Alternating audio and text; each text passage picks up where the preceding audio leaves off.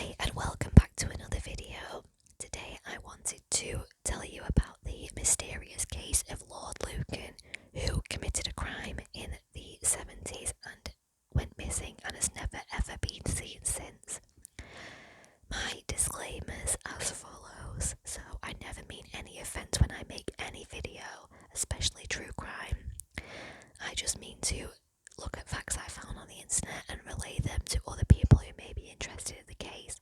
And the reason I do it in an ASMR format is because I myself like to listen to things in a whispered format. The content of this case will mention murder and blood and things like that, so please click off if you do not want to hear about that. If you do not want to listen to true crime in an ASMR format, that's totally fine. Please stop watching now. So I have got all this information from a website dedicated to the Lord Lucan case, and I'm going to read it in a slightly different order. So I'm going to talk about the Lucans first and give you a background. So Lord Lucan's real name is Richard John Bingham, and he was born on the 18th of December 1934. He went to Eton, which I'm sure you've all heard of. You know, Prince Harry and Prince William went to Eton, and where he discovered the great passion of his life, gambling. So he continued having a gambling problem for the rest of his life, and unfortunately when he didn't deal with it, he didn't seek help, so it just got worse and worse. He actually became a professional gambler, and his gambling nickname was Lucky. In March 1963, he was introduced to Veronica Duncan, whose sister was the wife of Bill Shand Kidd, who is important later in the case. They were married on the following November, and 2 months later, John Bingham's father died, so the couple became the 7th Earl and Countess of Lucan, which is where he gets the name Lord Lucan. On the 24th of October 1964, their first child, Lady Frances, was born. By then, they were living at Lower Belgrave St. House, which is important also. So, many of Lord Lucan's nights were spent gambling. He wouldn't get in until 6 a.m, as he spent all his time at the gambling tables, and he would stay in bed till after lunch. In September 1967, their son George was born, followed by another daughter, Camilla, in June 1970. Lady Lucan's main concerns during that period were caring for the children and supervising the house and staff. She had little time or opportunity to develop independent interests of her own, which I'm sure is very common, or was very common for that time, especially for women in her position, quite repressed. She suffered from postnatal depression after the birth of her children, and in 1968, Lord Lucan encouraged her to have treatment, and she agreed if it could be based at home. He took an interest in her condition and studied books on psychiatry. That was important as well. Lady Lucan believes that she was prescribed drugs which were inappropriate for her condition, and states that subsequently doctors have expressed amazement at the poor treatment she received. So that's probably not surprising considering the stigma and the backwards treatments in the 70s. By now, the relationship was breaking down, and Lady Lucan became increasingly concerned about her husband's continued heavy losses at the gambling tables. She felt that he was dangerously addicted to gambling and should have treatment for it. He also refused to put money aside for the children's education, which is terrible. Lady Lucan instructed solicitors, which caused a deterioration in the relationship, and after a turbulent Christmas 1972, they separated. From then on, Lucan was determined to gain custody of his children. In March 1973, he obtained a court order and took the 2 younger children while they were out with their nanny, and then collected Frances from school. For the next 3 months, Lady Lucan was cared for by hired nurses, and during this time voluntarily went into a psychiatric clinic for a week, I assume for a depression. Lucan had been hoping that the medical records would show that Lady Lucan was not fit to have custody of the children, although the medical records were a dominant feature of the custody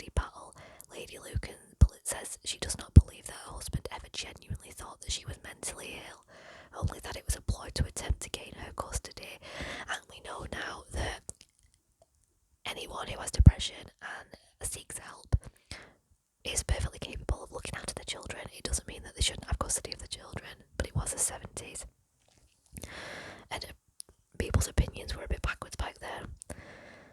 She did not have a prior history of mental illness, and her problems appeared to have been related to the postnatal depression, inappropriately treated. So it looked like they did see sense here. Lord Lucan paid the medical bills and discussed Lady Lucan's condition with the doctor without her knowledge. She feels strongly that he must have made statements that would have coloured the doctor's opinion of her medical condition and the required treatment, so he invested in her treatment to make it seem worse than it was. Lord Lucan would also telephone Lady Lucan and provoke her into verbalising her negative feelings about him, which he then tape recorded and later produced as evidence against her. It is usual for the peers of the realm to win custody of their children, and Lord Lucan must have felt confident that he would do so, but in June, to his surprise and mortification, the court ordered that the children were to be returned to their mother. On the face of it, Lucan's motivation in the custody battle would appear to have been an obsession with the welfare of his children, yet there are curious inconsistencies in his behaviour. In his letter to Bill Shankid, so his brother-in-law, after the murder, he refers to his concern about the children, but mentions only George and Francis and not Camilla, so the youngest, which is strange. There is also the major point of contention between Lord and Lady Lucan, his refusal to take out education assurance. Certainly this behaviour was obsessive in nature. But what was he obsessed with? Having control of his children, getting back at his wife, or simply winning? So it wasn't the welfare of his children, and that's quite common in custody battles. People will fight for custody of their children even though it's not in the children's best interest, because it's about winning and proving that they're better than the other person. By now, with the family to support, a nanny to pay, houses to maintain, and legal bills from the custody case, Lucan was deeply in debt. He was also continuing to lose at the tables. He kept a constant watch on the house, and still entertained hopes that he could get back to court and regain custody. He also had tried to arrange for Lady Lucan to be bought off with a sum of money, but this came to nothing, so obviously she refused. He hired private detectives to watch the house and then went to collect his children for his access visits. He made secret tape recordings. At this time, when he could no longer afford to pay private detectives, he did the snooping himself, so clearly very obsessive behaviour. So I'm going to go back to, this is the night in question. It's not really a question though, this is the night of the crime. At 9:45 on the night of the 7th of November 1974, a distressed and blood-stained Lady Lucan burst into the bar of the Plumber's Arms, Lower Belgrave Street, crying out, "Help me, help me, I've just escaped from being murdered. He's in the house, he's murdered the nanny." She had fled from the home of number 46, leaving behind her 3 children. She was obviously the victim of a serious assault, and the police and an ambulance were called to the scene. The police officers who arrived to investigate found a substantial house with a ground floor, a basement, 4 upper floors. Forcing them to open the front door, they searched the premises and found the children in their bedrooms unharmed. The door to the basement was open. There was no light in the hall, so they fetched a flashlight. They descended the stairs to the breakfast room and found the walls splashed with blood, a pool of blood on the floor with some male footprints in it, and near the door connecting the breakfast room to the kitchen, a blood-stained sack. The top of the sack was folded over but not fastened. Inside was the corpse of Sandra Rivett, the children's nanny. She had been battered to death with a blunt instrument. In the hallway was a length of lead piping covered in surgical tape, very bent out of shape and heavily blood-stained. The back door was unlocked. When Lady Lucan was able to make a statement to the police, she named her husband as her attacker and the murderer of Sandra Rivett. Of Lord Lucan, there was no sign. Shortly after 10 p.m, Mrs. Madeline Florman, a friend of the Lucans, who lived a short distance distance away, was dozing in front of the TV after a tiring day when she was awoken by someone pressing the doorbell incessantly. Assuming it was a local youth who had done this kind of thing before, she ignored it and went back to sleep. Sometime later, the phone rang. She was sure the caller was Lord Lucan, but he sounded distressed and became incoherent. She put the phone down and went back to sleep. Later, some spots of what appeared to be blood were found on her doorstep. It's creepy, that. At approximately 10:30 that evening, Lord Lucan telephoned his mother, who lived in St. John's Wood, telling her that there had been a catastrophe at the house and he wanted her to collect the children. She went straight there, found the place occupied by police, and informed them that the Lucans were separated, the children were wards of the court, and that Lord Lucan currently resided at a nearby flat. She then took the children to her home. The police searched Lord Lucan's flat. He was not there, but they found his car keys, passport, checkbook, driving licence, wallet and glasses. His blue Mercedes car was parked outside. The battery was flat. Lord Lucan was driving another car that night, a Ford Corsair he had borrowed from a friend some 2 to 3 weeks previously. It was about 11:30pm when he arrived at Uckfield, Sussex, at the home of his friends Ian and Susan Maxwell Scott. The house was 42 miles from Lower Belgrave Street, a journey of about an hour at the average speed, though he was a fast driver and it will have taken him less time. Ian Maxwell Scott was away, but his wife admitted Lord Lucan and was surprised to see him in dishevelled daytime clothing. His flannels looked as though they had been stained and something sponged off. This was Lord Lucan's story as he told Susan Maxwell Scott. He had been walking past the Lower Belgrave St. House when he peeked in through the basement window. He had seen someone struggling with his Lady Lucan in the basement kitchen. He let himself in through the front door and ran down the stairs. He slipped and fell in a pool of blood. The man had run off. He had calmed Lady Lucan down and taken her upstairs to try and clean her up, but while he was in the bathroom she had run out the house shouting murder. He had panicked, realising things looked very bad for him, and then decided to get out. Between that time and arriving at the Maxwell Scotts, he made 3 phone calls, one to Mrs. Floorman, one to his mother, and he had also tried to telephone Bill Shandkid, who was married to Lady Lucan's sister, but there was no reply.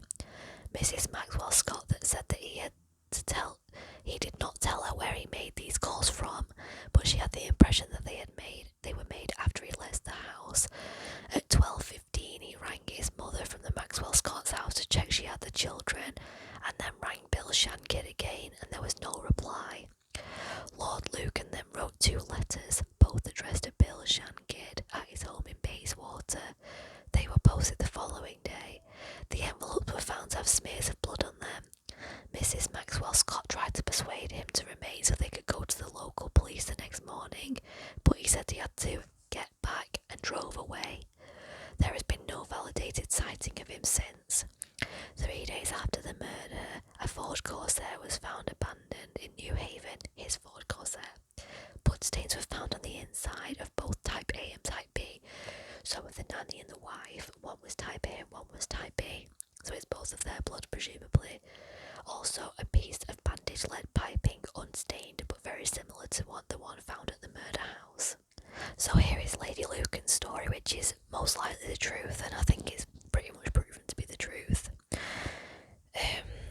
Lady Lucan was eventually able to give her full account to the police of what happened that night, and she named her husband the killer, Sandra Rivett, and her own attacker.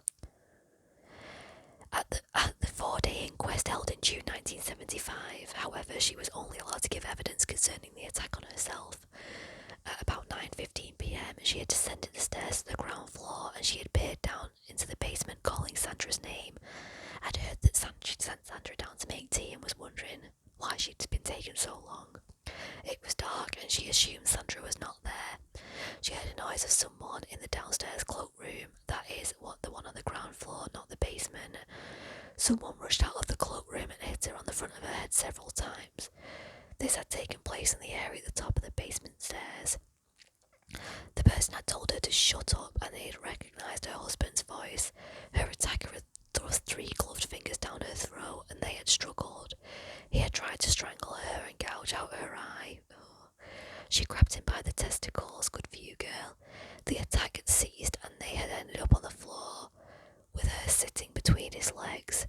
They had both gone upstairs so they could assess her injuries, sending their daughter Frances up to her room, and it was while he was in the bathroom getting a wet cloth that she had jumped up and run out of the house. Lady Lucan confirmed that she had not seen anyone else at the house, and she did not recognise the sack in which Sandra Rivett's body had been found. So obviously he's completely lying because he never mentions the sack, but someone put Sandra Rivett's body in that sack, and it wasn't even a sack found at the house, so he clearly did that. To back up a story, there were 2 reported sightings of Lincoln before the time of the attack near the house. Of Lucan, the linkman at the Claremont said he saw Lucan drive up at about 8:45 p.m. and asked if the usual crowd was there. He said he felt sure that Lucan was driving the Mercedes. According to him, Lucan said he would be back later. Another employee believes that he saw Lucan standing at the step of the club at about 9 p.m. And behind the story of Lord Lucan, so there was further stories behind how Sandra ended up in the basement. So at about 8:30 p.m, Sandra Rivett had put the 2 younger children to bed. She was about the same size as Lady Lucan and looked quite similar in the dark. Thursday was Sandra's usual night off, a fact of which Lord Lucan was aware. He also knew that Sandra usually went out with a boyfriend on her free night, but unknown to him that week she had changed the night to Wednesday. Frances was in her room playing a game. At approximately 8:40, she went to her mother's bedroom and asked where Sandra was. Lady Lucan said she had gone downstairs to make tea. And that's when Lady Lucan realised it had been a long time and went into the basement, and the attack took place. So this bit's about the letters that Lord Lucan wrote. The first letter to Bill Shankid was read out. In it, Lucan referred to interrupting a fight between his wife and a man, and that Lady Lucan accused her of hiring a hitman. Lady Lucan denied of making this accusation. He added, Veronica has demonstrated her hatred of me in the past and would do anything to see me accused. For George and Frances to go through life knowing that their father had stood in the dock for attempted murder would be too much. When they are old enough to understand, explain to them the dream of a paranoia and look after them. The word dream has been the subject of much speculation. It has been suggested that it actually reads dreams, dilemma and disease. So it could be any of those 3 words. Basically, it's some strange nonsense about paranoia. The implications of the letter were plain. Lord Lucan was suggesting that his wife was mentally ill and hated him, and therefore that her accusations were not to be believed. Patriarchy.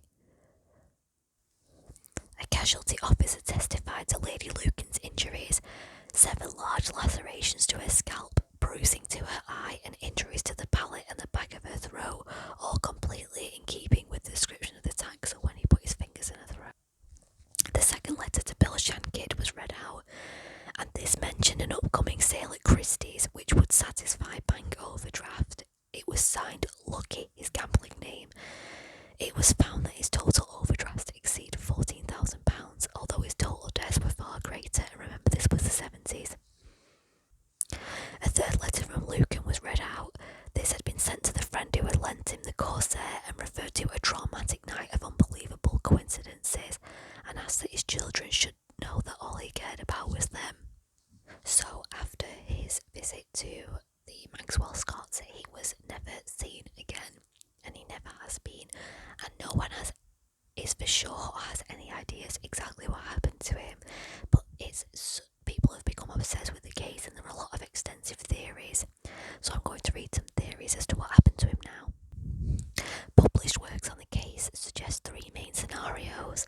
Sally Moore, who is a writer of a book about Lord Lucan, believes Lord Lucan's story and suggests that the murderer was an unknown assailant. That is unlikely. Lord Lucan is cast as the hero of saving his wife from an attacker and then fleeing because he will not be believed.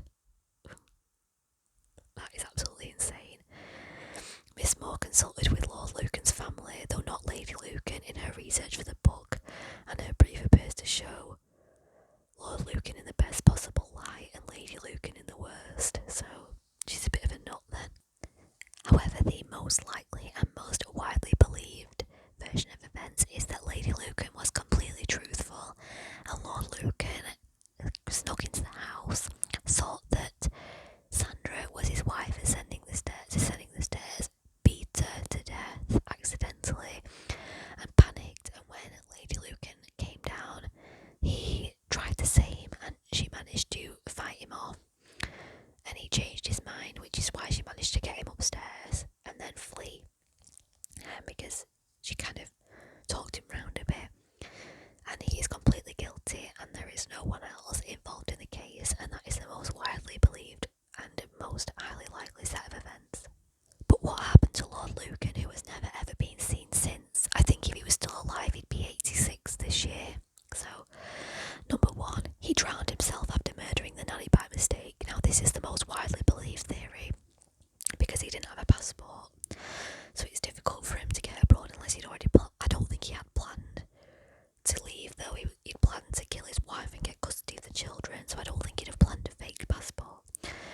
So James Wilson, a close friend of the Earl and part of the circle of wealthy gamblers at the Claremont Club, said that it was widely thought that Lord Lucan had planned to murder his estranged wife, but killed Rivett by mistake. And then, according to Wilson, he thinks he filled his pocket with stones before jumping off his boat and drowning himself in the New Haven harbour just hours after the killing. So that's where they found his car in New Haven. This is why they think it's the most likely scenario. Another theory is that he moved to Africa and lived a secret life there until 2000. In 2012, Shirley Roby stepped forward with her own story about what happened to Lucan. She claimed to have overheard conversations about his whereabouts after his disappearance between two of his friends, James Goldsmith and casino owner John Aspinall, her employer at the time. Roby worked for Aspinall from 1979 to 85 and said she often heard him talk about Lucan, but didn't know the gory details of the case at the time. I knew he was hiding, I knew he was in Africa, I knew we were hushing it up, I knew he'd fallen out with his wife, and I knew it was a major secret, but for whatever reason I didn't appreciate that there had been a murder until some years later. It didn't occur to me, to be honest. I had a very great deal of admiration and respect for Aspinall. So she's saying that these people helped him get out of the country, and he lived in Africa until 2000. And you can research this more yourself if you like, but I have heard other theories that he was like shot and killed in 2000, for totally unrelated reasons, but I don't know what the proof of that is. And the third one is he shot himself and his body was fed to a tiger in a zoo.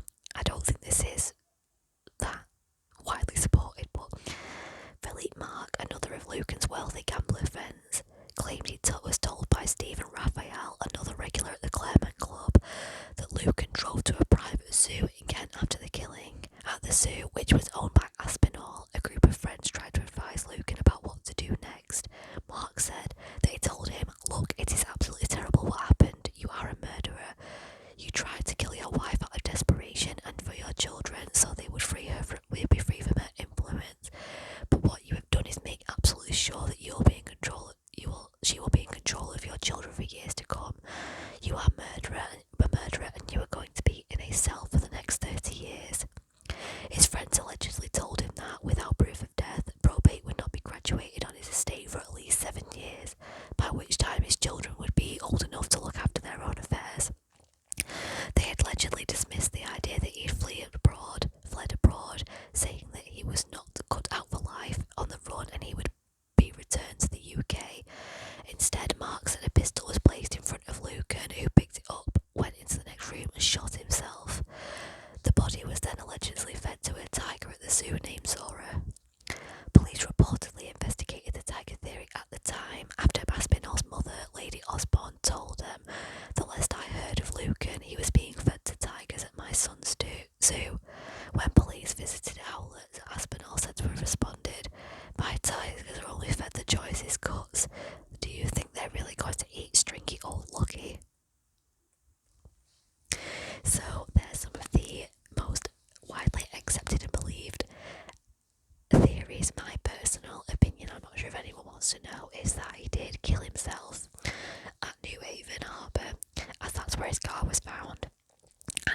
it's just never been found, which I know can be unlikely but is possible, as it has been discussed in a previous video about Owen Harding, the oceanographer, said that sometimes bodies can just be taken out to sea and never found, so it is entirely possible.